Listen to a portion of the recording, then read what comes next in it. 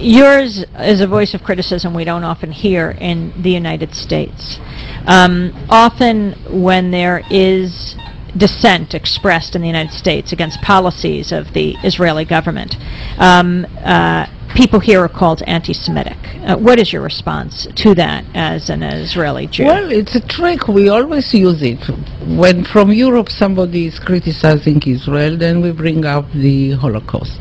When in this country people are criticizing Israel, then there are anti-Semitic. They're terrorists because we're occupiers. But no, we're not occupiers. That's the same anti-Semitic argument we've heard over and over again. No, that's the same anti-Semitic argument we've heard over and over and over again. Attack. Look, Larry, I think one at a time, guys. And the organization is strong and has a lot of money, and the ties between Israel and the American Jewish establishment are very strong, and they are strong in this country.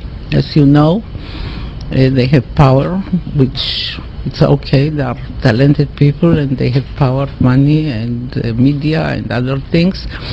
And their attitude is Israel, my country, right or wrong, the identification.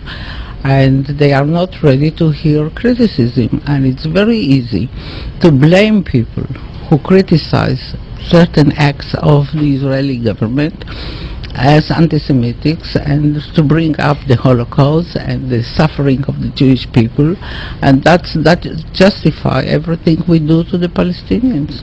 Right now, we're building an embassy in Iraq that's bigger than the Vatican. We're building 14 permanent bases. What would we say here if China was doing this in our country or in the Gulf of Mexico? We would be objecting. We need to look at what we do from the perspective of what would happen if somebody else did it to us. Are you suggesting we invited the 9/11 attack, sir?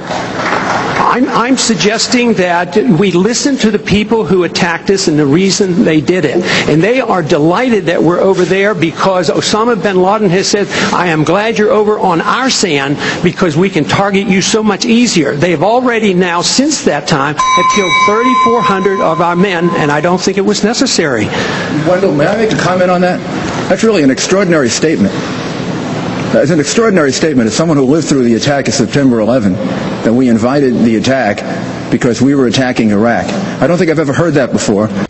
Well, I've never heard anything quite like that on my whole... I don't think I've ever heard that before. Well, I've never heard anything quite like that on my whole life.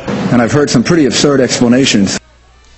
Rudy says he's never heard anything like that before in his life, but CNN.com here says Rudy rejects $10 million from Saudi prince. Now, why did Rudy reject $10 million from a Saudi prince? Because Rudy Giuliani was upset that the Saudi prince had told him that the reason 9/11 took place was because we were occupying their countries, these Islamic countries. So obviously Rudy has heard this argument before. It's right here on the CNN website.